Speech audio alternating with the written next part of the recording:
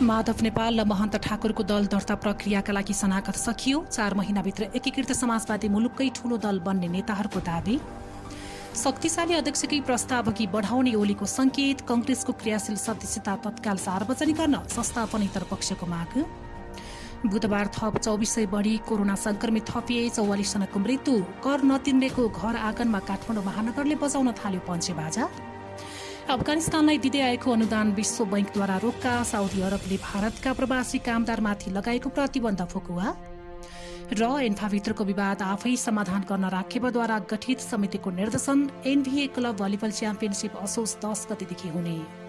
नमस्कार, दाक्सो टिभीको official YouTube channel मार्फत प्रसारण भइरहेको दिनभरको मुख्य खबरमा स्वागत छ। म गोमा परियार। हामी हरेक दिन तपाईमा ताजा बुलेटिन लिएर उपस्थित भइरहेका छौं। हाम्रो ताजा बुलेटिन सुन्न र हेर्नको लागि दाक्सो टिभीको अफिसियल युट्युब च्यानललाई सब्स्क्राइब गरी बेल आइकन थिच्न नबिर्सनुहोला। अब खबर विस्तारमा।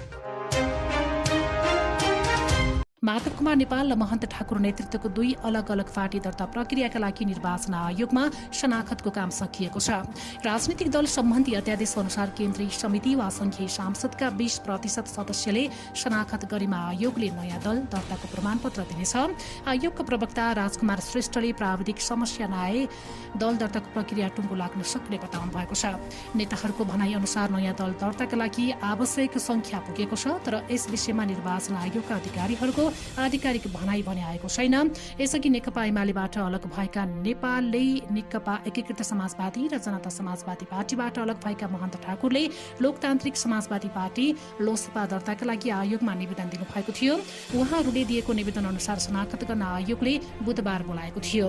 यसैबीच नेकपा एकीकृत समाजवादीका नेताहरूले 4 महिनाभित्र नेकपा एकीकृत समाजवादी मुलुककै ठूलो दल बन्ने दावी गरेका छन्। निर्वाचन आयोगमा पत्रकारहरूसँग कुराकानी गर्दै सो पार्टीका नेता मेटमणि चौधरीले यस्तो बताउनु भएको हो।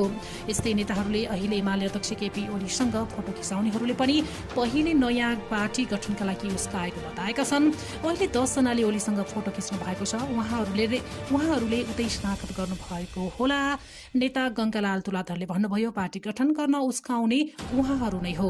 अहिले धोका दिनुभयो। निर्वाचन आयोगका पत्रकारहरूसँग कुरा गर्दै उहाँले यस्तो बताउनु भएको हो।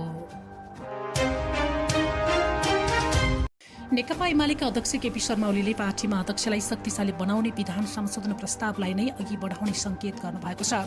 25 राउण्डमा आफ्नो पक्षका नेताहरू मात्र उपस्थित केन्द्रीय कमिटी बैठक मार्फत ओलीले महाधिवेशनबाट अध्यक्ष र केन्द्रीय सदस्य मात्र चयन गर्ने विधान संशोधन प्रस्ताव पास गराउनु भएको थियो। 12 पदाधिकारी भने केन्द्रीय कमिटिले मनोनित गर्ने भएको छ। यसले आन्तरिक लोकतन्त्रलाई कमजोर बनाउने ओली समूह इतरका नेताहरूको चिन्ता रहेको थियो, तर माधव कुमार नेपाललाई छाडेर एमाले बसेका नेताहरू स्थायी कमिटिमा आएको भोलिपल्टै ओलीले त्यही प्रस्ताव अघि बढाउने संकेत गर्नुभएको हो। बुधबार तुलसीलाल स्मृति प्रतिष्ठान च्यासलमा आयोजित पत्रकार सम्मेलनमा ओलीले भन्नुभयो, प्रमुख नेता सोझै र अरू पदहरू अनुकूल ढंगले पार्टी सञ्चालन गर्ने गरी मिलाउनुपर्छ। चुनाव हारेका मान्छेले अध्यक्ष चाहियो भनेर गरेको भन्दै उहाँले भन्नुभएको छ, यदि केन्द्रीय सदस्यबाट अध्यक्ष छान्ने प्रणाली ल्यायौं भने सधैँ अध्यक्ष फेर्ने खेल हुन्छ। त्यसले पार्टीमा स्थिरता हुँदैन। लोकतान्त्रिक अभ्यासका नाम गुटबन्दी भइरहन्छ। अरू पदहरूमा भने अध्यक्षले अनुकूल ढंगले पार्टी सञ्चालन गर्ने गरी मनोनित गर्नुपर्ने ओलीको भनाइ रहेको छ। जबकि एमाले 8औं र 9औं महाधिवेशनबाट बहुपदीय प्रणाली स्वीकार गर्दै महाधिवेशनबाट चयन गर्ने गरेको थियो। अध्यक्ष मात्र महाधिवेशनबाट चुन्दा पार्टीभित्रको लोकतन्त्र कमजोर नहुने भन्दै उहाँले एमाले लोकतान्त्रिक अभ्यास नछाडेको पनि बताउनु भएको छ। नेपाली कंग्रेसका वरिष्ठ नेता रामचन्द्र पौडेल समूहले क्रियाशील सदस्यता तत्काल सार्वजनिक गर्नुपर्ने माग गरेको छ। पौडेल समूहका नेताहरूको बुधबार बसेको बैठकले क्रियाशील सदस्यता सार्वजनिक गर्न माग गरेको हो। पौडेल निकट जिल्ला सभापतिहरूले पनि सोही माग राख्दै पार्टी कार्यालय सानेपामा धरना र अनसन शुरू गरेका छन्। पूर्व महामन्त्री प्रकाश मानसिंह निवास साक्षीबारीमा बुधबार बसेको पौडेल समूहका नेताहरूको बैठकले जिल्ला सभापतिको मागमा एकबद्धता जनाएका छन्। क्रियाशील सदस्यता सूचीमा आफ्नो नाम परेको छ कि छैन भनेर देशभरका कांग्रेस नेता कार्यकर्ताले थाहा पाउनुपर्छ। बैठकपछि नेता अर्जुन नरसिंह केसीले भन्नुभयो, यो हरेक क्रियाशील सदस्यको अधिकारको कुरा हो। क्रियाशील सदस्यता सूची तत्काल सार्वजनिक गर्नुपर्दछ उहाँको भनाइरहेको छ। यस्तै उहाँका अनुसार बैठकले जिल्ला सभापतिको उम्मेद्वारका लागि निर्वाचन निर्देशिकामा उल्लेखित दोहोरो मापदण्ड हटाउनु पर्ने पनि माग गर्नुभएको छ। यता कांग्रेसका वरिष्ठ नेता पौडेलले अझै पनि तोकिएको समयमा महाधिवेशन हुनेमा आशंका रहेको बताउनु भएको छ। पार्टी कार्यालय सानेपामा जिल्ला सभापतिहरूको धरनामा एकबद्धता जनाउन पुग्नुभएका उहाँले भदौ 18 गते एउटा अधिवेशन सुरु गर्ने गरी ल्याइएको नयाँ कार्यतालिका कार्यान्वयन हुनेमा आशंका व्यक्त गर्नुभएको हो। पूर्व प्रधान न्यायाधीशहरूले संविधानमाथि राजनीति नगर्न राजनीतिक दलका नेताहरूलाई सचेत गराएका छन्। पूर्व प्रधान न्यायाधीशद्वय कल्याण कुमार श्रेष्ठ र सुशीला कार्कीले दलका नेताहरूको अहमताका कारण संविधानमाथि नै प्रश्न उठाउने काम गरिएको भन्दै आपत्ति समेत जनाएका छन्। नेपाल कानून समाजद्वारा काठमाडौँमा बुधबार आयोजित कार्यक्रममा पूर्व प्रधान न्यायाधीश श्रेष्ठले संविधानमाथि राजनीति नगर्न नेताहरूलाई सचेत गराउनु भएको हो। संविधानलाई कसैले पनि गम्भीरतापूर्वक नलिएको बताउँदै उहाँले भन्नुभयो, संविधानमाथि राजनीति भयो, संविधानलाई जुन ढंगले गम्भीरतापूर्वक लिने हो त्यो लिएको जस्तो हामीलाई लाग्दैन। सत्ता कब्जा गर्ने दृष्टिकोण अहम रह्यो। संविधानले कायम गरेका कुराहरूमा आबद्ध रहने क्रम अलि कम रहेको छ उहाँको भनाइरहेको छ।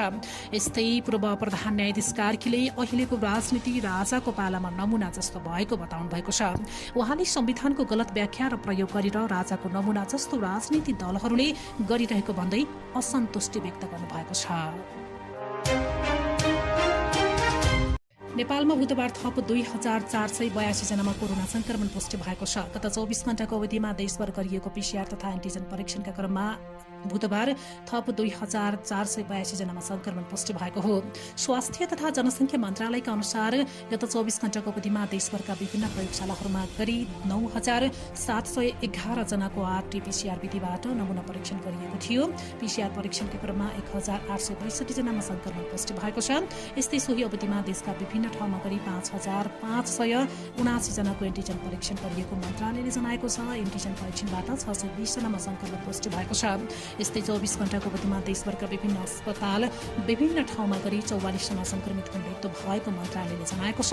यो सँगै नेपालमा हालसम्म कोरोनाबाट मृत्यु हुनेको कुल संख्या 10,612 पुगेको छ।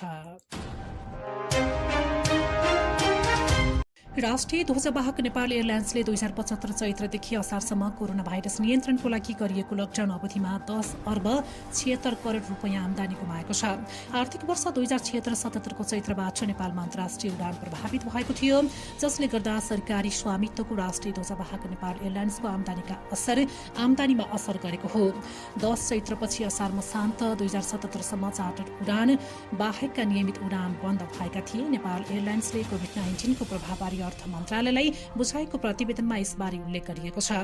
यो अवधिमा कुल 10 अर्ब 76 करोड 52 लाख रुपियाँ आमदानी गुमेको नेपाल एयरलाइन्सले जनाएको छ। महामारीका कारण सेवा बन्द हुनु, देशभित्र र बाहिरका यात्रुले अग्रिम रूपमा लिएका टिकट बापतको रकम फिर्ता गर्नुपर्ने र ग्राउन्ड ह्यान्डलिङ बापतको राजस्व समेत गुमेको जनाइएको छ।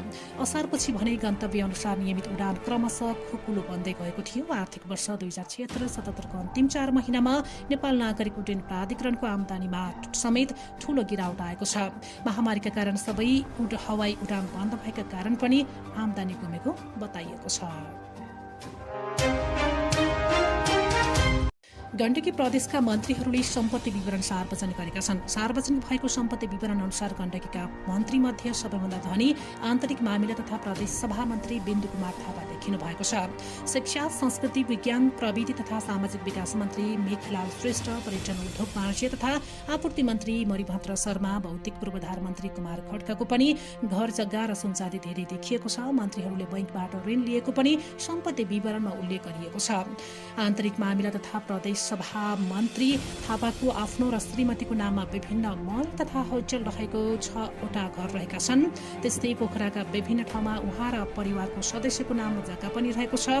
त्यस्तै 90 तोला सुन, 50 तोला चाँदी र 15 तोला हिरा पनि उहाँको आफ्नो सम्पत्ति विवरणमा उल्लेख गरिएको छ। 1.5 दर्जन बैंक तथा वित्तीय संस्थामा थापा र परिवारका सदस्यको नाममा सेयर रहेको छ।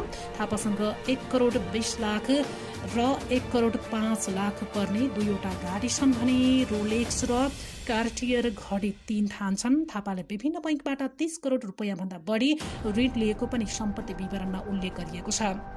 शिक्षा मन्त्री मेघलाल श्रेष्ठको नाममा स्याङ्जाको भिरकोट र काठमाडौँको नागार्जुनमा घर छ। श्रेष्ठसँग 1 किलो 19 तोला सुन छ। उहाँले यसैलाई पैतृक तथा बेवा सम्पत्ति भन्नु भएको छ। 7 किलो 2 तोला चाँदी, एउटा हिराको औँठी र नगद मौसात 15 लाख रुपैयाँ रहेको श्रेष्ठले सार्वजनिक गर्नु भएको छ। यस्तै उद्योग तथा आपूर्ति मन्त्री मणिभद्र शर्माको बागलुङमा श्रीमतीको नाममा 48 लाखको घर छ। रूपन्देहीमा 57 लाख, चितवनमा 63 लाखको जग्गा रहेको र बागलुङमा पुर्ख्यौली जग्गा रहेको सम्पत्ति विवरणमा उल्लेख गर्नु भएको छ। त्यस्तै दाइजो र पुर्ख्यौली सम्पत्तिबाट प्राप्त गरी मणिभद्रसँग 25 तोला सुन र 1 किलो चाँदी सम्पत्ति रहेको छ। यसैबीच भौतिक पूर्वाधार मन्त्री कुमार खड्काको सुआर्सनका रूपमा पोखरा 16 मा घर देखाउनु भएको छ। खड्काको विभिन्न बैंक तथा वित्तीय संस्थामा 1 करोड 33 हजार रुपैयाँ बचत रहेको छ। यस्तै मुख्यमन्त्री कृष्णचन्द्र नेपाली पोखरेलले भने नवलपुरमा श्रीमतीको नाममा 5 लाखको जग्गा र 15 लाख लगानी बनेको 2.5 तले पक्की घर सम्पत्तिका रूपमा सार्वजनिक गर्नु भएको छ। यस्तै तनहुँको 3 ठाउँमा जग्गा देखाउनु भएका मुख्यमन्त्री पोखरेलले काठमाडौँमा 15 लाख ऋण लिएर जग्गा किनेको उल्लेख गर्नु भएको छ। पोखरेलसँग 5 तोला सुन छ। एभरेस्ट बैंकमा तलबको रकम 5 लाख रुपैयाँ बचत भएको उहाँले सम्पत्ति विवरणमा उल्लेख गर्नु भएको छ। 12 वन कार्यालयका तत्कालीन 3 अधिकृत विरुद्ध भ्रष्टाचारको आरोपमा अख्तियार तर्फको अनुसन्धान आयोगले आरोपपत्र दायर गरेको छ। अख्तियारले विभिन्न प्रजातिका बिरुवा खरिद तथा सदुपयोगमा भ्रष्टाचार गरेको भन्दै जिल्ला वन कार्यालय 12 का तत्कालीन वन अधिकृत भैरव प्रसाद घिमिरे, सहायक वन अधिकृत द्वय बिन्देश्वर प्रसाद पटेल र दिनेश प्रसाद जयसवाल विरुद्ध विशेष अदालतमा आरोपपत्र दायर गरेको हो। अख्तियारले घिमिरे र पटेल विरुद्ध 4,90,000 रुपैयाँ तथा जयसवाल विरुद्ध 3,90,000 रुपैयाँ बेको रकम माग दाबी सहित आरोपपत्र दायर गरिएको छ। अख्तियारको प्रवक्ता नारायण प्रसाद घिमिरेले जनाए अनुसार आर्थिक वर्ष 2073-74 मा जिल्ला वन कार्यालय 12 का अधिकृतहरूले बाँसको कलमी बिरुवा उत्पादन वा खरिद तथा सदुपयोग, अमृषो बिरुवा उत्पादन वा खरिद तथा वितरण, नदी विकास जग्गामा खैर, सिसौं, सिमल आदि प्रजातिका बिउ खरिद गरी छर्ने समेतको कार्य गर्नका लागि लिएको पेशकी रकम हिनामिना गरेको उजुरका आधारमा अनुसन्धान गरिएको हो। काठमाडौँ महानगरपालिकाले सम्पत्ति कर नतिर्नेहरूको घर आँगन तथा कार्यालय परिसरमा पञ्चे बाजा बजाएर सूचना टाँच्न थालेको छ। बुधबार काठमाडौँ महानगरपालिकाले न्यू रोड स्थित केसा प्लाजालाई सम्पत्ति कर नतिरेको भन्दै प्लाजा परिसरमा पञ्चे बाजा बजाउँदै सूचना टाँच गरेको छ। गत असार 16 र श्रावण 24 गते सूचना प्रकाशित गरी 30 दिनभित्र कर तिर्नका लागि भनिएकोमा अटेर गरेकाले प्लाजालाई सचेत गराइएको महानगरपालिकाले जनाएको छ। महानगरपालिकाले 7 दिनभित्र कर नबुझाइमा कानून अनुसार प्लाजाका सम्पूर्ण पसल तथा व्यावसायिक गतिविधि बन्द गराउने पनि चेतावनी दिएको छ। महानगरपालिकाले यसअघि नै घर जग्गा र सम्पत्ति कर नबुझाउने 52 करदातालाई 30 दिने सूचना दिएर नाम सार्वजनिक गरिसकेको छ। यसअघि 20 जना करदाताको नाम सार्वजनिक भइसकेको थियो। तीमध्ये कर तिर्ने गरी प्रक्रियामा नआउने करदाताको कार्यालय तथा घर आँगन परिसरमा बुधबारदेखि पञ्चेबाजा बजाउने महानगरपालिकाले निर्णय गरेको हो। महानगरपालिकाको राजस्व विभाग प्रमुख डाक्टर शिवराज अधिकारीका अनुसार ती करदाताबाट करिब 70 करोड रुपैयाँ सम्पत्ति कर उठाउन बाँकी छ। अब विदेशका खबर। विश्व बैंकले अफगानिस्तानलाई दिँदै आएको अनुदान रोक्का गरेको छ। तालिबानले अफगानिस्तान कब्जा गरेपछि विश्व बैंकले अफगानिस्तानका परियोजनाहरूको सहयोग रकम रोक्का गरेको हो। बैंकले सन् 2021 मा अफगानिस्तानको लागि $784 विकास कोषको प्रतिबद्धता गरेको थियो। तालिबानको नियन्त्रणले देशको विकासका सम्भावनाहरू विशेष गरी महिलाका लागि कस्तो प्रभाव पार्नेछ भन्ने चासोको विषय भएको बैंकले उल्लेख पनि गरेको छ। यस्तै अमेरिकी राष्ट्रपति जो बाइडेनले करिब 2 हप्तादेखि अफगानिस्तानमा जारी रहेको आफ्ना र अन्य नेटो गठबन्धन राष्ट्रका नागरिक उद्धार कार्यलाई समय सीमाभित्रै सक्नुपर्ने बताएका छन्। सोही बमोजिम अमेरिकाले काम गरिरहेको पनि उनले बताएका छन्। उनले मंगलबारको एक सम्बोधनमा उस्तो बताएका हुन्, अमेरिकाले एक्लै र उसका नेटो गठबन्धन देशले पनि यस कार्यलाई निरन्तरता दिएको र आगामी अगस्त 31 को समय सीमाभित्र सम्पन्न भइसक्ने आफ्नो विश्वास रहेको पनि स्पष्ट पारेका छन्। आवश्यक परेमा उडानको संख्यामा वृद्धि गरिने पनि उनले बताएका छन्। यसैबीच साउदी अरबले 20 देशमा प्रवासी कामदारमाथि लगाएको यात्रा प्रतिबन्ध हटाएको छ।